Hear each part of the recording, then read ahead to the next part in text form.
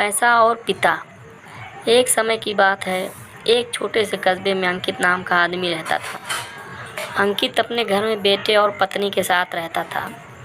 अंकित गरीब था, इसलिए वह दिन रात अपने परिवार की ज़रूरतें पूरी करने में लगा रहता था। वह हर हाल में बेटे और पत्नी की खुशी चाहता था। अंकित एक छोटी सी कंपनी में काम करता था, जहां उसकी आमदनी घर खर्चे जितनी हो जाती थी।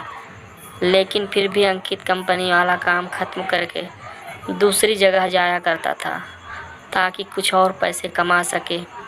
काम में व्यस्त होने से वह अपने परिवार को समय नहीं दे पाता था। अंकित 24 में से 16 घंटे घर से बाहर काम में निकल जाते थे। रात को देर से आता और सुबह जल्दी जाता। इस तरह कुछ दिन बीतते गए। एक दिन अंकित की पत्नी ने उससे कहा कि आप पूरे दिन काम करते हैं और हमें समय नहीं देते हैं। वैसे भी हमारा खर्चा आराम से निकल जाता है, तो आप इतनी मेहनत क्यों करते हो? हमारे पास जितना है उसी में हमें खुश रहना चाहिए। चलिए आज हम तीनों कहीं घूमने चलते हैं। तब अंकित कहता है कि बस कुछ समय मुझे और मेहनत करने दो, फिर आराम ही आराम है। इस तरह अंकित की मेहनत करने में लगा रहता था। उसका बेटा भी उससे अक्सर कहता रहता था कि पापा, आप मेरे साथ खेलो, बैठो और मुझसे बातें करो। लेकिन अंकित हमेशा काम के लिए कहकर कभी उसे समय नहीं दे पाता था। कुछ समय और बीता। अब अंकित की किस्मत चमकी।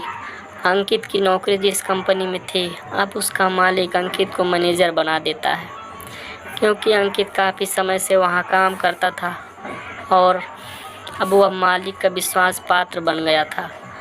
मैनेजर बनने के बाद अंकित बहुत अमीर हो गया। उसकी आमदनी अच्छी खासी थी।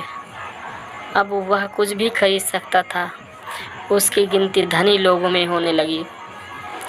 पत्नी और बेटा बस एक बार कोई चीज़ मांग लेते तो वह तुरंत हाजिर कर देता था।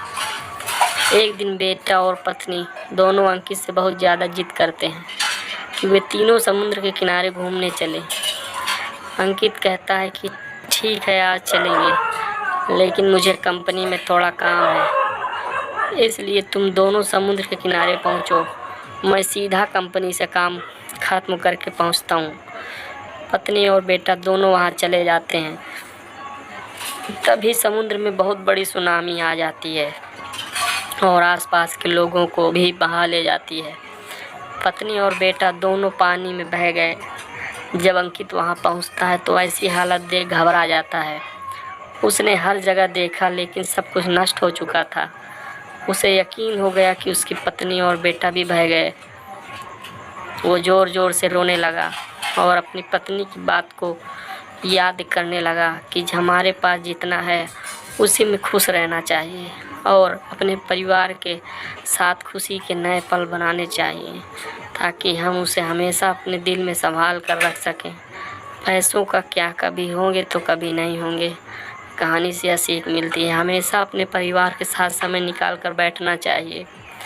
दोस्तों, कहानी पसंद आई हो तो लाइक एवं सब्सक्राइब करें। कमेंट के माध्यम से बताएं कहानी कैसी लगी।